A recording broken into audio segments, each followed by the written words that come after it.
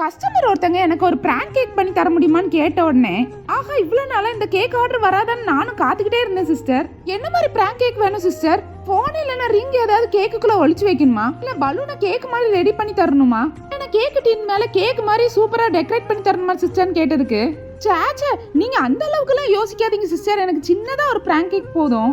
என் பொண்ணுக்கு நாளைக்கு பர்த்டே வருது, அவளுக்கு ரசமலை கேக்னா ரொம்ப பிடிக்கும். அதனால பண்ற கேக்க ரசமலை ஃப்ளேவர்ல பண்ணிருங்க. ஆனா கேக்கு மேல எந்த ரசமலாயும் வச்சிடாதீங்க. ஆனா வெளியில பாக்கும்போது அது சாக்லேட் கேக் டிசைன்ல தான் இருக்கணும். என் பொண்ணுக்கு ரசமலாய்னா அவ்வளவு பிடிக்கும். அவளுக்காக ஒரு சின்ன சர்ப்ரைஸ் பண்ணணும்னு ஆசைப்படுற சிஸ்டர்னு சொல்லியிருந்தாங்க. அவளுக்கு சாக்லேட் ஐஸ்கிரீம்னா ரொம்ப பிடிக்கும். அதனால டெக்கரேஷன் ஃபுல்லா அதே மாதிரி பண்ணிருங்க. முக்கியமான பாயிண்ட் டெக்கரேஷன்ல ஒயிட் அண்ட் பிரவுன் கலர் மட்டும் தான் யூஸ் பண்ணணும். வேற எந்த கலரையும் ஆட் பண்ணிடாதீங்க. கேக்கு மேல நீங்க ரசமலாய் வைக்கிறதுக்கு பதிலா அந்த ரசமலாயை ஒரு பாக்ஸ்ல போட்டு எனக்கு தந்துருங்க சிஸ்டர்னு கேட்டிருந்தாங்க. அவங்க கேட்ட மாதிரியே கேக்கை ரெடி பண்ணி கொடுத்துட்டேன்.